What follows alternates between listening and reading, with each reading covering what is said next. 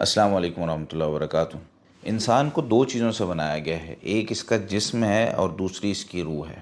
ہم میں سے نا بہت سے لوگ اپنی روح کو مار چکے ہیں۔ کیسے؟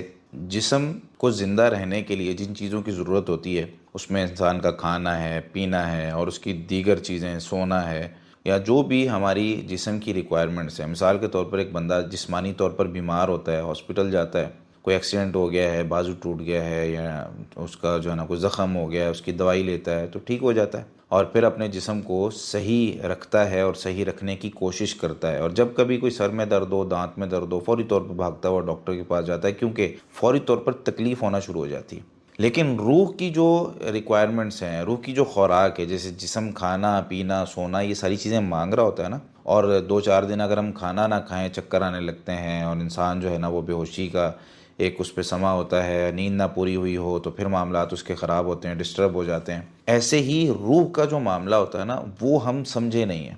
روح کا معاملہ کیا ہے کہ روح کو بھی خوراک کی ضرورت ہوتی ہے۔ روح کی جو خوراک ہے جو اللہ تعالیٰ نے بتائی ہے وہ جسمانی طور پر بھی انسان کو فائدہ دیتی ہے، اور روحانی طور پر انسان کی روح کو بھی فائدہ دیتی ہے۔ جیسے مثال کے طور پر نماز ہے، یہ اینٹی بائیوٹک کا کام کرتی ہے۔ یعنی اگر دن میں 5 وقت کی نماز نہیں ہے تو سمجھیں کہ روح انسان کی مرنا شروع ہو گئی، اور جس کی زندگی میں نماز ہے ہی نہیں، جس کی زندگی میں قرآن ہے ہی نہیں، جس کی زندگی میں عبادات ہے ہی نہیں، جس کی زندگی میں وہ اللہ کا نام ہی نہیں ہے، تو وہ کس طریقے سے، اس کی روح مر چکی ہوئی ہے۔ پھر وہ ضمیر، اس کا احساس، اس کی جو لوگوں کے لیے اس نے کچھ کرنا تھا، اللہ کے لیے کچھ کرنا تھا، اپنے اس کو فائدہ نقصان کچھ سمجھ میں نہیں آ رہا ہوتا، بے برکتی شروع ہو جاتی، انسان کو چیزیں بھولنا شروع ہو گئی، معاملات اس کے خراب ہونا شروع ہو گئی۔ یہ کیوں ہے؟ کیونکہ انسان کی روح مر چکی ہوئی ہوتی ہے۔ اور جب عبادات میں مزہ نہیں نہ آ رہا ہوتا، یعنی انسان کی عبادت اس میں سکون ہی نہیں ہے، انسان کو نماز پڑھنے کا مزہ نہیں ہے، انسان یعنی اب سوال یہ کیا جا رہا ہے کہ بھائی کیا نماز پڑھنی بھی ہے کہ نہیں، نماز سے ملے گا کیا؟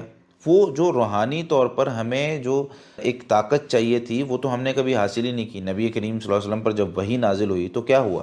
وحی نازل ہوئی، ایک کام دینا تھا، اللہ رب العالمین نے کام کیا تھا کہ یہ جو وحی ہے اب یہ لوگوں تک پہنچانی ہے۔ بدلے میں کیا ملنا ہے؟ بدلے میں آپ کو لوگوں کی باتیں سننی پڑیں گی، بدلے میں آپ کو لوگ کاہن، مجنون، جادوگر، بہت ساری چیزیں آپ کو کہیں گے۔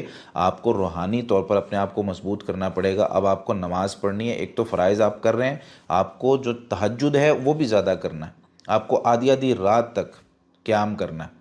کیا فرمایا؟ قم اللیل الا قلیلا نصفہ او انقص منہ قلیلا۔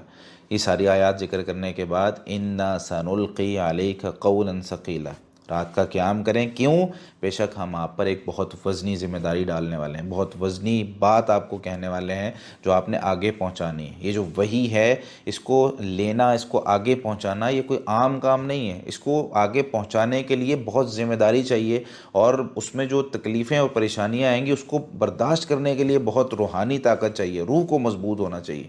تو ہماری روح تو مر چکی ہوئی ہے، ہم جو ہے نا وہ اللہ تعالیٰ کی عبادت کرنے کے لیے شوق ہی نہیں۔ نبی صلی اللہ علیہ وسلم فرمایا کرتے تھے قم یا بلال ارحنا بالصلاۃ، بلال آج تھکے میں ہیں، تکلیف میں ہیں، کھڑے ہو جاؤ، نماز کے ذریعے ہمیں سکون پہنچاؤ، راحت پہنچاؤ۔ آپ نے وہ قصہ بھی سنا ہوگا، غزوہ ذات الرقاع جو تقریباً سن 4 ہجری کے شروع میں ہوا تھا۔ اس غزوے کے اندر نبی کریم صلی اللہ علیہ وسلم نے رات کو پہرے کے لیے 2 صحابہ کرام کو، مختلف صحابہ کرام کی مختلف جگہوں پہ ڈیوٹی لگائی، تو 2 صحابہ کرام کو ایک جگہ، سیدنا عباد بن بشر اور عمار بن یاسر رضی اللہ تعالیٰ عنہما، تو ان میں سے وہ پورا قصہ سیرت کی کتابوں میں موجود ہے، حدیث کی کتابوں میں بھی اس میں مختصراً موجود ہے کہ نبی کریم صلی اللہ علیہ وسلم نے جب ان کو بھیجا تو وہاں جا کے سیدنا عباد بن بشر کہنے لگے کہ سیدنا عمار بن یاسر رضی اللہ تعالیٰ عنہ کو کہ آپ تھوڑا سا آرام کر لیں، میں جو ہے نا وہ کھڑا ہو کے پہرا دے لیتا ہوں تاکہ جو ہے نا وہ ہم باری باری پہرا دے لیں۔ تو کہنے لگے کہ میں پہرا دے رہا تھا تو سکون تھا بالکل، تو میں نے کہا چلو ساتھ نماز بھی شروع کر لیتے ہیں، پہرا بھی ہوتا رہے گا، جیسے کوئی آئے گا تو میں بتا دوں گا۔